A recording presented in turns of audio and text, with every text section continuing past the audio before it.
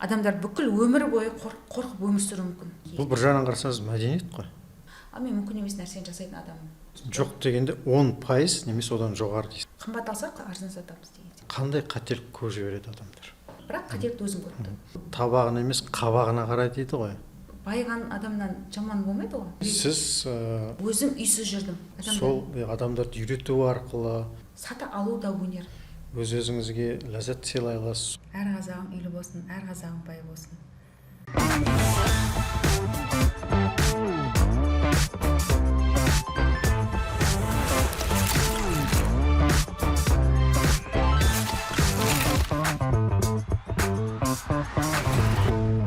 Ассалаумағалейкум, құрметті көрермен, баршаңызға сәлем бердік.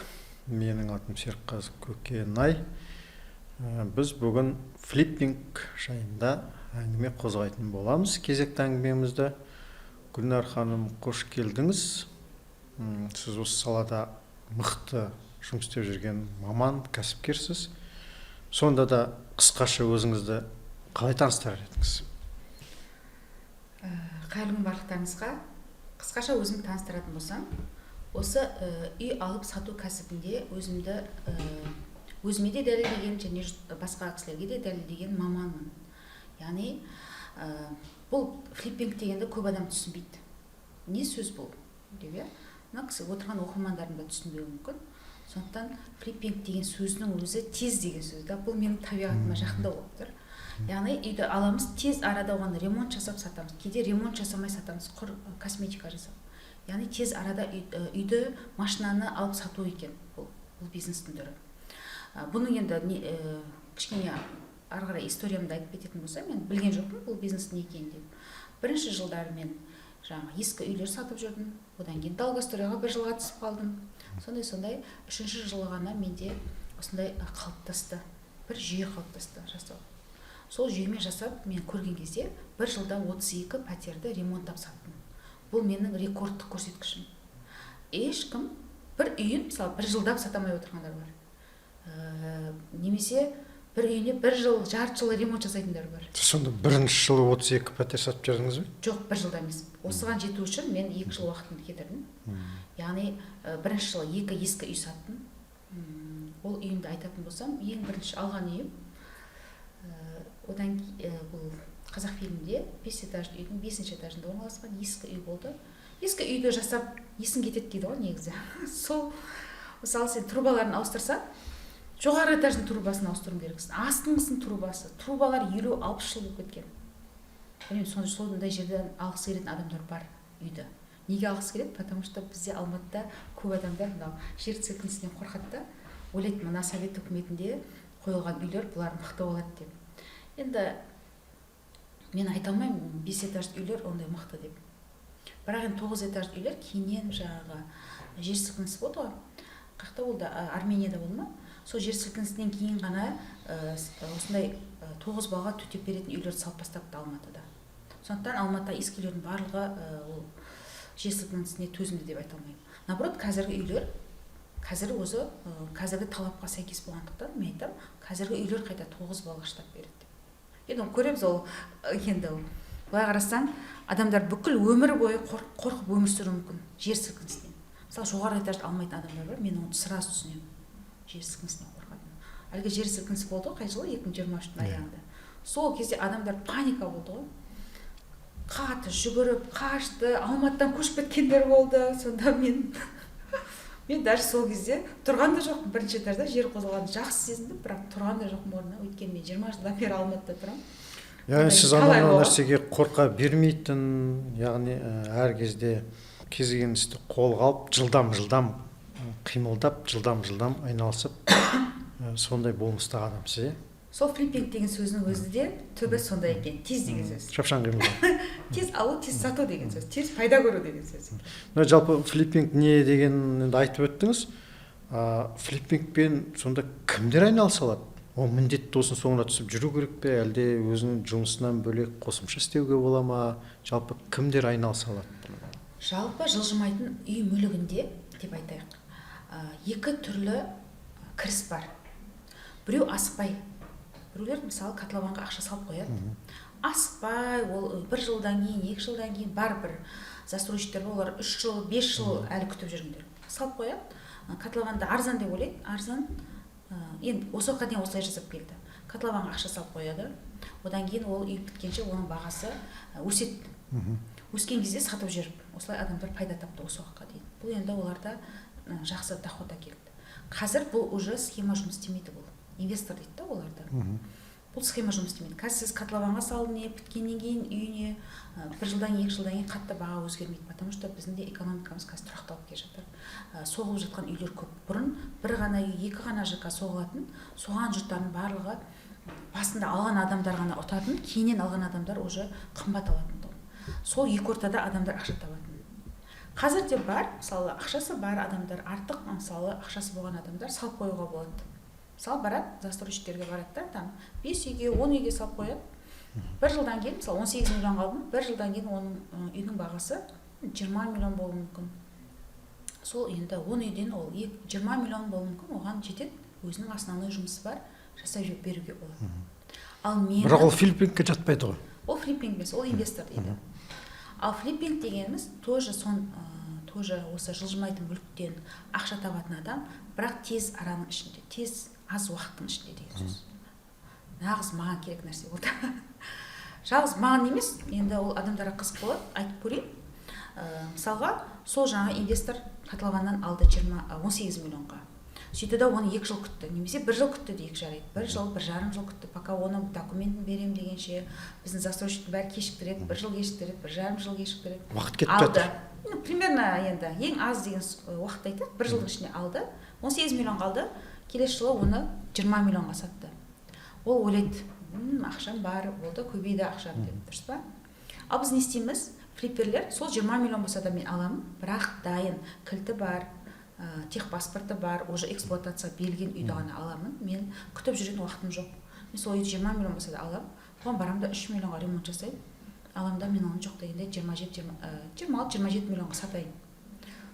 Енді налогын бәрін алып тастағанда мен жоқ дегенде 3 миллион табамын сол жерден. Немесе 2 миллион таптым дейші, дым таппадым деген өзінде 2 миллион таптым. Сонда қараңыз, мұнда инвестор 1 жыл салып күтіп, 1,5 жылдан кейін алып жүр 2 миллионды.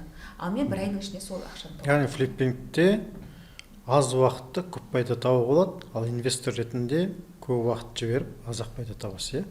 Сонда сіз бір сәтін айттыңыз флиппингтің. Жалпы флиппингтен қандай негізгі қағидалар бар?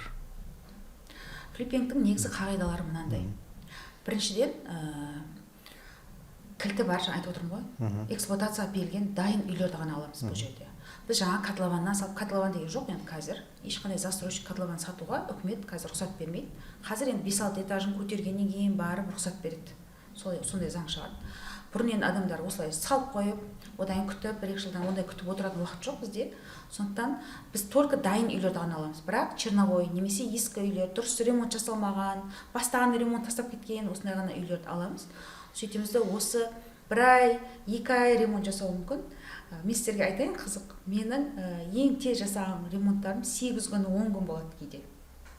Не деген жылдам? Осыны айтсам, көп адамдар құпиясы неде? мүмкін емес дейді. Мүмкін емес дейді. Физически ол мүмкін емес дейді. Ал мен мүмкін емес нәрсені жасайтын адаммын. Сондықтан жарайды 10-15 күн демей ақ қойшы мен сияқты. 1 ай жасады дейікші ремонтты. 1 ай жасады, ремонт 2-ші ай сатты.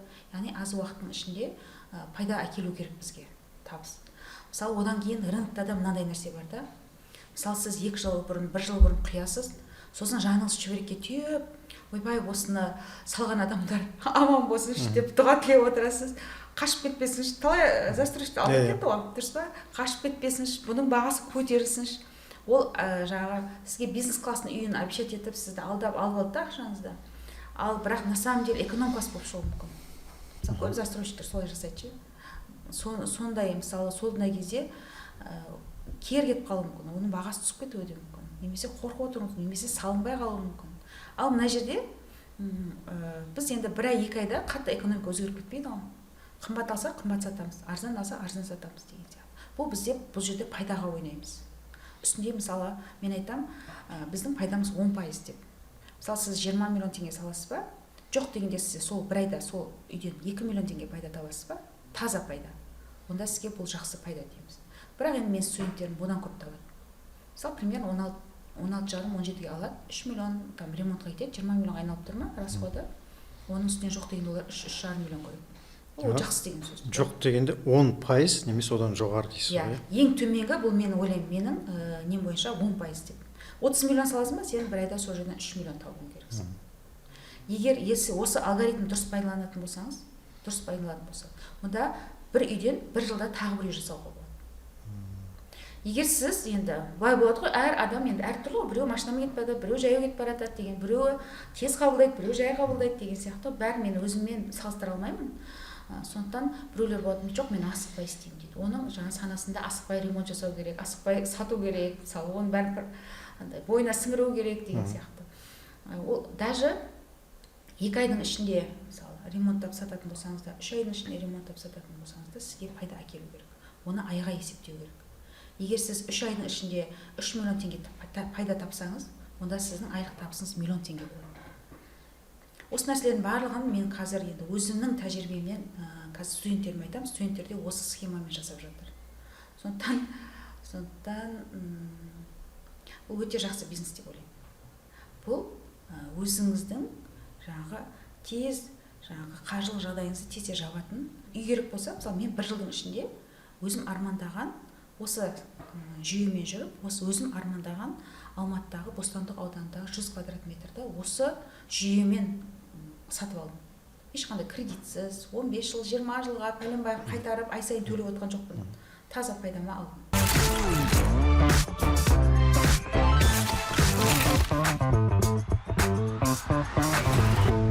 Енді флиппинг туралы өте тамаша ойлар айттыңыз, қағидасын айттыңыз. Бірақ сонда да бұл өмір болса, бұл жүріп жатқан үрдіс болғаннан кейін қателік жіберіледі. Осы флиппингтегі ең негізгі қандай қателік бар? Айналысатындардан көріп жүрсіз ғой. Айналысқанда бұл қателіктің барлығы тәжірибемен келеді деп ойлаймын. Мен айтамын студенттеріме, сенің бірінші жасаған үйің ол саған тәжірибе. Екінші жасаған үйіңде ғана сен жүйе қоясың. Осылай жасай алады екен ғой деп. Үшінші жасаған үйіңде сен өзіңе уверенный боласың. Уже өзіңе деген сенімділік пайда болады. Сондықтан бұл деген сіз қазір бір үйді алам да, соны осыны 1 айдың ішіне сатып пайда көре алам деп бірден болып кетпеуі мүмкін. Мен осы жүргенде мен 3 жылымды, 5 жылымды кетірдім. Осы жүйені қалыптастыру үшін. Сондықтан әркімде әрқалай. Біреу енді менің студенттерім көп қой, былтыр студенттерді оқыттым дедім. Енді қарап жатсам, әр адам өз табиғаты әртүрлі болады ғой. Сол адам табиғатына да қарау керек екен. Мен адамды ұрсам, олай істе, олай істе, ол табиғаты өзі жай қозғалатын адам болса, жаймен решениені асықпай қабылдайтын болса, ол адам енді жай жүріп келе жатқан сияқты да. Сонда да жалпы ортақ жаңа бірінші үй деп айттыңыз, сонда қандай қателік көп жібереді адамдар, флипперлер? Енді флипперлердің оқып шыққаннан кейін қателіктер аз болады. Негізі өз бетінше істеген, флиппингпен айналысып жүрмін деген өз бетінше істеп жүрген адамдарды көремін. 1 жылда 1 үйді алады, оны асықпай істеп сатады да, өте ма, өтпей қалуы да мүмкін деген сияқты. Ең бірінші қателігі, мына үй алған кезде қателеспеу керек, объект дейді ғой. Бірінші флиппинг дегеніміз ол үй алып сату ғой, значит, үйді алуың керексің. Үйді таңдауың керексің. Үйді таңдағанда сен дұрыс таңдауың керексің. Так, таңдағанда көп ескерілетін мұнда чек-лист деген бар бізде. Сол чек-лист бойынша біз үйді таңдаймыз. Ол жерде қай жерде тұр, қанша терезесі бар, подъезінде қанша квартира, қай этажда орналасқан, автобус келе ма, келмей ма, қасында мектеп бар ма, көп нәрсесіне қараймыз. Терезенің саны, сантехникасына, мокрый точкаларына өте көп өзінің чек-листтер бар. Осы чек-листтер бойынша алсаңыз, онда сізде джекпот ұтып алдыңыз дейміз. Ең бірінші осы нәрсені қателеспеу керек үйді алған кезде. Көп адамдар жаңағы осы нәрседен қате кетеді. Дұрыс емес үйді алып қояды. Екінші қателік екіншісі ол ремонт жасағанда. Дұрыс ремонт жасағанда. Мысалы, үйдің ремонт жасағанда үйдің бірінші дизайн жасау керек. Дизайн дегеннің ішін бөлу керек. Адам өміріне ыңғайлы етіп жасау керек. Көп адамдар осылай однокомнатный бір кухня, бір зал жасап қояды, оның жататын жері жоқ, басқасы жоқ мысалға. Сондықтан бір үйде барлық зоналар болу керек. Тамақ дайындайтын зона, тамақ ішетін зона, гостиная зона дейді ғой енді. Жататын жері, гардероб бақ бүкіл нәрсесі болу керек. Сол кезде ғана адамның өміріне ыңғайлы болған кезде ғана. Енді кейбіреулер барады, розетканы қоймай кетеді да. Сосын барады, оны тұрып жатқан адам ана удлинительмен жүреді, оны удлинительге балалар шалынып құлайды деген сияқты. Осындай нәрселердің барлығын ескеру керек екінші. Үшінші сату. Сата алу да өнер. Егер сен жақсы үйді алдың, жақсы ремонт жасадың, сата алмасаң, сатуға келген кезде ұтылсаң, дұрыс саудаласпасаң, үйренбесең, қалай сату керек екенін білмесең, онда бітті, сен де ұтыласың бұл жерде. Немесе осы үш заттың біреуі дұрыс болмаса, сенде уже дұрыс емес, бұл флиппинг емес деп айта аламын. Үш нәрседе қателеспеу керек. Біріншісі үй алғанда қателеспеу керек, екінші ремонт жасаған, үшіншісі сатқан кезде. Жақсы дұрыс емес үйді алдың, дұрыс па? Бірақ күшті ремонт жасадың, күшті сатушысың, бірақ үйің о баста алғанда дұрыс емес болды. Тоже сен үйің өтпей тұрып қалың. Немесе арзан жақсы үйді алдың, ремонтқа келгенде құрттың сен. Дұрыс па? Көп мен студенттердің шалдыратын. Көп шығын кетіп қалды. Шығынды көп шығып жібердің, дұрыс емес ремонт жасадың, анау алдап кетті, жаңағы поставщиктер, бригада дұрыс болмады, расходың дұрыс болмай. Бірақ сен жақсы сата аласың. Бірақ қараңыз, ремонтыңыз дұрыс болмаса да үйіңіз өтпейді. Көп Алматыдағы үйлердің бәрін, мысалы мен көбісін зерттедім, неге үйлер өтпей тұр? Өтпейді ғой, бұл бизнес деп шығады ғой, маған хет адамдар айтады. Мүмкін емес ол, бір айда қалай оны ремонттап сатасың? Үй деген өтпейді қазір. Неге өтпейді? Өтпейтін үй қандай үйлер? Яғни нелікпейтін үйлер. Яғни ішіне ремонт дұрыс жасалмаған, немесе дұрыс емес жерде тұр, немесе жаңағы қателіктер кеткен, қымбат алып қойған ол үйді деген сияқты. Жаңа өте күшті айттыңыз. Сонда негізі үш қағиданы, үш критерийға қарап, жасау керек. Соны назар тастау керек, соны өте дұрыс және қатесіз орындау керек дейсіз ғой. Енді ол мен сізге айтайын ғой, бұл бір үйден сен қатесіз шықтым деп айта алмайсың. Бәрібір кетіп қалады. Мен сізге айтайын, примерно осы уақытқа дейін 200 үй алып саттым ба, менде де әлі қателік кетеді. Әлі мен үйреніп жүрмін. Әр үй ол маған өзімнің қателігімен жұмыс істейтін. Мысалы, мына үйде мен мынандай қателіктер жібердім. Мынада мынандай қателіктер жібердім. Бірақ қанша менен 200 үй алып саттым ба, сонша адамдар маған рахмет айтады, ешкім маған звондап сенің үйің дұрыс емес деген жоқ, бірақ қателікті өзім көрдім. Үйді сосын мынандай сатуға деп не алмау керек, кіріспеу керек адам. Мен мысалы енді бір жағынан айтайын сізге, өзім үйсіз жүрдім 3 жыл. Алматыға келдім, бірінші жыл жаңа 2 үй алып саттым, екінші жыл Долгостройға 1 жыл отырдым күтіп. Үшінші жылы ғана жаңағы бір жүйені қойып, үшінші жылы ғана оборотқа шықтым ғой, сосын барып үй алдым ғой. Сол 3 жыл мен квартирада тұрдым. Квартирада тұрғанда ана үйлерді алып сатам ғой. Сонда өзім жұмысшылар былай айтатын, өзім тұратын үй деп айтатын. Сол кезде ғана жұмысшылардың да көзқарасы дұрыс болады. Егер сатылатын үй деп айтатын болсам, өзім де сосын осы өзім тұратын сияқты қылып, сондай қылып, бұл жерде мысалы қараңыз, сіз ремонтын жасап бердіңіз, саттыңыз, кетіп қалдыңыз, аз уақыттың ішінде. Бірақ оның ішінде адамдар жылдар бойы тұрады ғой, дұрыс па? 10 жыл тұруы мүмкін, 20 жыл баласына қалдырып кетуі мүмкін. Сондықтан сен ол үйді дұрыстап ремонт жасамасаң, ол өмір бойы ол үй оған адамға ыңғайсыз болып тұрады.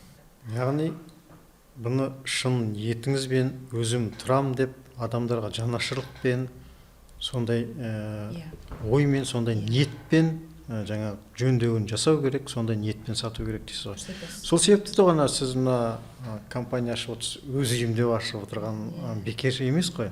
Сонда өз үйім деп кәдімгідей сондай махаббатпен, сондай ілтипатпен, сондай сүйіспеншілікпен жасау керек. Кез келген бизнесте де жалпы шарт сол, бірақ өкінішке орай көп нәрсе бізде орындалмай қалып жатыр, мысалы. Енді қараңыз, біз енді үйді алып, оны ремонттап, дайын мебелімен, техникасын қойып, пердесіне ішін іліп, кілем төсеп, мысалы, солай сатамыз ғой үйді. Төсегіне дейін салып береміз, дұрыс па? Сатамыз да. Дәл осыдан 4-5 жыл бұрын бұндай үйлер болған жоқ. Осындай форматта сату ма? Бұндай үйлер болған жоқ. Бұл сол кезде, мысалы 4-5 жыл бұрын өзім үй іздеп бастаған кезде, енді ремонтмен үй іздедім, өзім тұрғым келді, ауылдағы үйім сатып бердім. Сол кезде орыстардың ескі үйлері, тұрып кеткен үйлер, ескі ремонтымен, жаңағыдай адамдар сол үйінде қимайтын ғой сатуға. жаңағы анау люстрамды алып кетем, анау кроватьымды алып кетем дейді. 40 жылға бір заттарын қимай, жаңағыдай нотариуске барғанда ұрсып, сонда адамдар қимай сататын да. Потому что ол кездер енді үй жоқ болды. Содан мен бір әпкеміз Турциядан үй алады ғой. Бір білесіз ба, Қарақат бәрі жаңағы Турцияға көшіп, бүкіл қазақтар көшіп кетті ғой Турцияға. Мода болып кетті ғой Турция. Содан мен бір әпкем, туысқан әпкеміз, сол жақтан барып үй алады. Үй алады да ол үйде тұрмайды. Мен айтамын, жазда бізге берші, біз енді теңіз жағасына барып балаларымызбен бір ай демалайық. Хорошо, берейін. Сол жерде бір ай тұрамын. Бір ай тұрған кезде сол жердің застройщиктерін барлығын аралап қараймын. Так, қандай үй сатып жатсыңдар? Ешқандай застройщиктер ол жерде үй сатпайды екен. Жаңа біздікі сияқты, менің өз үйім сияқты компаниялар ремонттап сатады екен. Мысалы, ол жерге бүкіл әлем келіп алып жатыр үйді. Орыстар да, украиндықтар да, немістер де, қазақтар да барлығы сол жерден жаңағы үй алып жатыр да. Ол жерде ешкім ремонттап жүрмейді. Яғни дайын әдемі ремонтталған новый үйлерді сатып жатыр да. Көрдім іштерін, қандай күшті, әдемі мебель жасап қойған. Ойбай, төсегін неше салып қойыпты. Таң қалдым да мен. Бізде Қазақстанда жоқ қой, алдында үй деген ондай табылмаған. Содан қызықтым мен. Неге бізге осылай үй сатпасқа дайын үйлерді? Жаңа көп адамдардың болы не? Ол ремонт жасау, сосын мебель жасау. Ремонт жасағанда көп адамдарға лақтырып кетеді, ремонт жасаған өзі ажырасып кетеді, көп семьялар. Қиын ғой енді ремонт жасау. Одан кейін жаңа мебельщиктер қазір көбісі алдап кетіп жатыр, ондай болғаннан адамдар қорқады да, сосын дайын үй алғысы келеді. Сосын мен айттым, неге осыны біздің Қазақстанда жасамасқа? Жасамасқа неге? Сөйтіп бізде бар екен ондай үйлер, бірақ қымбат үйлер. Дизайнерский ремонт бар үйлер, ол только қымбат, бизнес-класстың үйлер екен. Неге халыққа қол жетімді осындай әдемі барлығы жасалған, өздері ремонт жасай алмайды ғой адамдар, біздің ремонттан білімі жоқ олардың. Дизайннан білімі жоқ. Осындай халыққа қол жетімді әдемі үйлер неге ұсынбасқа деген менде сондай ой келді. Осыны келдім де Қазақстанға бастап жасадым. Үйімді бастап жасағанда дәл осындай нәрсемен, осындай қағидамен қойдым. Сонда бұл бұрын Қазақстан жоқ. Мысалы, флипперлерді басқа бір жерлерден естіп көріп, сонда олар осындай жолмен сатпай ма олар? Флипперлер? Сіз айтқан тәсілмен. Барлығын дайындап беремін, төсегін салып беремін дедіңіз ғой, мысалы. Дастархан жайылып тұр, ан жерден отырып шайын құйып іше салса болады. Саяны іше қоямыз ғой. Қараңыз, ол кезде де ескі черновой үйлерді ремонттап жасап сататындар болды. Бірақ қараңыз, ішіне мебель қоймайды. Жаңағы кухняның фартуғын қойып кетеді.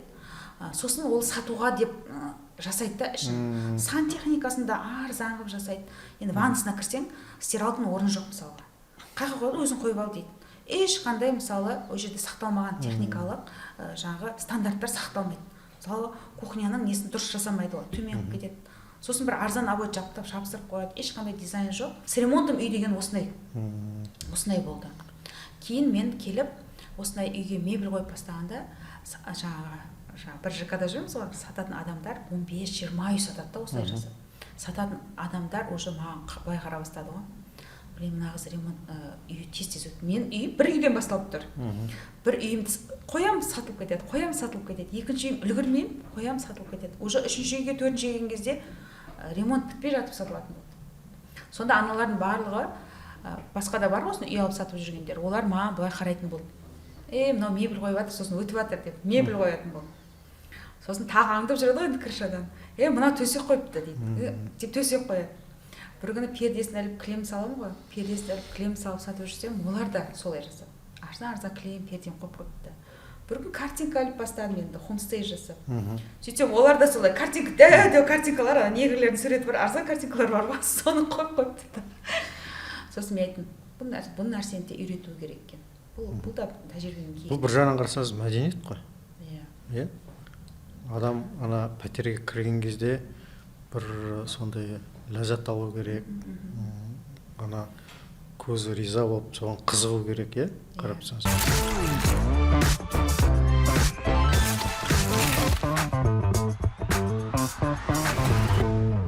Сосын тағы бір айтайын деген, қазақта бір мынандай сөз бар ғой, табағына емес, қабағына қарай дейді ғой. Сіз сонда жылы қабақпен жылы қабылдап тұрсыз үй сатып алу үшін. Иә, енді сатуын керексің ғой. Сатуында өзінің өнерлері бар.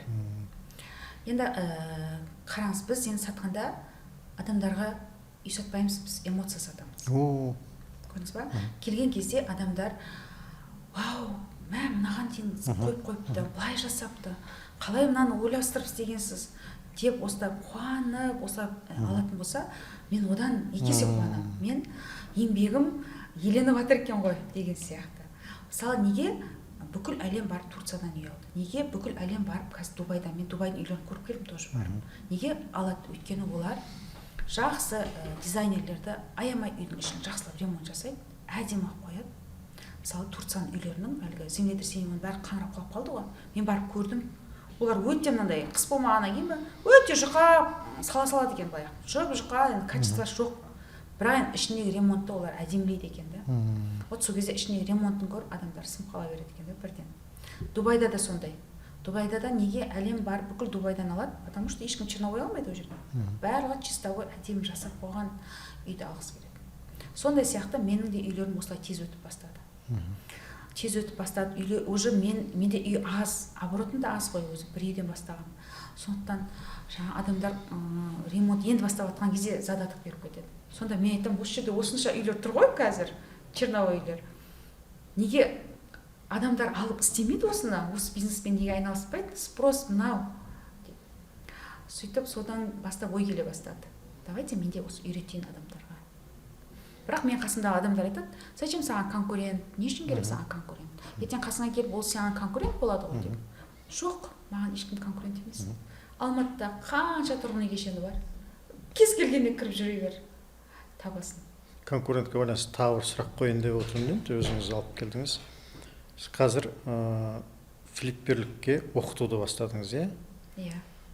Бұл бір жағынан сізге конкурент тудырмай ма? Сосын адамның енді қазір бизнестегі адамның негізінде уақыт тапшы болады. Уақытыңызды алмай ма? Неге осы ойға келдіңіз? Неге осы оқытушылықты бастадыңыз? Соның қыр-сырын айтып Неге берсеңіз. айтайын ба, Серікқазы мырза? Мен енді осылай өзім миссиям осы екен. Мен жақсы көретін адамдарға үйреткенге. Бұрын айта беретін адамдар, давай келсіңдерші, мен туған туысқандарыма айтамын, давайте неғып жүрсіңдер үкіметтің жұмысында, келіңдер, үйреніңдер, істеңдер, мен өзім көмектесемін деп. Бірақ енді барлығын тарта беруге болмайды екен. Егер адамдар осыған қызығып келіп жатқан кезде мен үйреттім, жақсы нәтиже болды. Бірақ енді басында былай болды, қызық болды. Бірінші потоктарды аштым ғой. Сол кезде енді маған аналарға оқытып жүргенше жүгіріп барып маған үй сатып келген жақсы. Ұнайды да өзің бизнесің. Мен мындай енді выступление шығасың, адамдардың алдына сөйлейсің, мен даже оказывается киімдерім жоқ екен, бәрі спортивка болып кеткен екен. Кроссовка спортивка екен, осы стильмен жүргенмін ғой неше жыл. Анау киім подбирать ету керек, өзіңе қарауың керек, күн сайын шашым маймай жүре беремін ғой. Өзіңе қарап бастауың керексің. Кішкене осындай бір қиындықтар болды. Но бірақ бірінші екінші поток онша қатты біле бермеймін не болған. Но үшінші потокқа келгенде ана бірінші екінші потоктың студенттері нәтиже көрсетіп бастады ғой. Үйлер алып сатып, аналар қуанып, давайте Гүлнар ханым тағы да үй алайық деп уже анандай оборотқа шыққысы келіп, осылай инвестор іздеп, ана мен кәдімгі нәтиже көргенде менің нем одан самайын күшейді. Мен енді студенттерге сабақ берген ұнады ма? Осылай тұрып айтып, үйретіп, жеткізіп, көрсетіп, шұқылап, қастарына барып жүрген маған ұнайды екен. Маған енді өзімнің жаңа өндірісімнен енді одан да келеді пайда. Бірақ көп нені студенттерден алады екен. Маған нәтиже көрсетіп жатқан студенттер маған өте жақсы көңіл күй сыйлайды екен. Қуанады екен да. Сонда мен түсіндім, оказывается, менің миссиям осы екен. Яғни сіз сол адамдарды үйрету арқылы өз-өзіңізге ләззат сыйлай аласыз, сол арқылы қуана аласыз, біреу жетістікке жетіп жатса, жаңа шәкірттеріңіз айтып жатсыз ғой, үйлерін сатып жатыр. Менің жаңағы көмегіммен ол кісі өзінің жағдайын жақсартып алып жатса, өте күшті нәрсе. Мен студенттеріме айтамын, сендер дедім, енді аз студенттерім, сіз де менің студентімсіз, жастары аз емес та, 30-дан 40-тан асқандар осылар менің енді. Үлкені 40-50 деген. Мен айтамын, сіздер әр нәрсемен айналысыңыздар осы уақытта. Бірақ сіздер осыған тоқталуларыңыз керексіздер. Бір нәрседен сіздер нәтиже көрсетулеріңіз керек. Енді нәтиже көрсетіп бастағанда, енді күшті, өзің сезімің күшті болады. Айтасың, мен мына кісінің өмірін өзгертуге кішкене болса да септігім тиді. Қандай керемет, ол кісілер қуанып жүр, мен де қуанып жүр, оның отбасы да қуанып жүр. дұрыс па? Енді байыған адамнан жаман болмайды ғой. Байса ол туысқандарын да байытады, өзі білсе қалған достарына да көмектеседі деген сияқты, бала шағасына да көмектеседі деген. Енді солай да халыққа көмектесу керек деп ойлаймын. Халықтың көзін ашу керек, кішкене дамыту керек. Егер менің қолымнан келіп жатса, бұл мен үшін өте бір абырой деп ойлаймын. Яғни тағы да айтып өтейін, сіз бұрын университетте сабақ бердіңіз, ұстаздық жұмыс істедіңіз, қызмет атқардыңыз. Бәрібір сол өзіңіздің болмысыңыз, миссияңыз, соған қайтадан кеп білім беріп, тәлімгерлік жасап, ұстаздық етіп, пайдаңыз тигізіп жатсыз, иә? Өзі қазір бір соңғы кезде нумерология деген мода болып кетті ғой. Сол нумерология бойынша мен жаңағы сегіздік екенмін. Сегіздік деген осы адамдарды, қасындағы адамдардың барлығын жаңа жағдайын жақсартуға көмектесетін адам екен. Миссиясы сол екен да, адамдарға көмектесу екен. Мен түсіндім. Нумерология деген точно түсіндім. Менікі болды осы екен. Енді әр қазағым үйлі болсын, жақсы үйде тұрсын, жақсы өмір сүрсін деген мен осыған жеттім. Маған көрсететін адам болған жоқ. Если честно, маған ешкім көрсеткен жоқ бұл нәрсені. Мен өзім маңдайым тасқа да тауға да тиіп, осы нәрсені зерттеп жүріп, осы нәрсеге жеттім да. Енді мен қазір осы менің жасаған жүйемен ана адамдарда келіп пайда тауып жатса, вообще керемет. Басқалар оңай болсын, жылдам жетсін, тез жетсін, табысқа. Тез жетіп жатыр. Иә. Менің 5 жыл жүрген опытым, тәжірибемді олар 1 жылда, жарты жылда алып кетіп жатыр. Мысалы, қараңыз қазір, былтыр жарты жыл марттан бастадық. Енді 8-9 айда менің студенттерім өте жақсы көрсеткіш көрсетіп жатыр. Алда 12 үй бар екен, Абыройда. Иә. Ол 2 үймен келген. 12 бар екен. 5 үй барлар бар, 6 үй барлар бар. Өте жақсы айттыңыз. Осындай ашық сұхбатыңызға, осындай тамаша ойларыңызбен бөліскеніңізге көп рахмет айтамыз. Құрметті көрермендер, осы Гүлнар ханымнан флиппинг жайлы естігендеріңіз саналарыңызға түйіп алыңыздар. Гүлнар ханымға хабарласыңыздар, келіңіздер, көріңіздер, үйреніңіздер. Тіптен болмағанда бізге мына пікірлеріңізді жазып, сұрақтар беретін болсаңыздар, біз келесі подкасттарымызда сол сұрақтарға жауап береміз, талқылаймыз, сол мәселелерді көтеретін боламыз. Солай Гүлнар ханым. Сіздермен тікелей араласуға, осы бизнеске келуге, осы бизнестің дәмін татып, тек қана дәмін тату емес, сол арқылы пайда тауып, табысқа жетуге Гүлнар ханым өзінің көмегін тигізеді, сіздерді шақырады. Келесі эфирде кездескенше қош сау болыңыздар. Жақсы, рахмет. Аман болыңыздар. Әр қазағым үйлі болсын, әр қазағым бай болсын.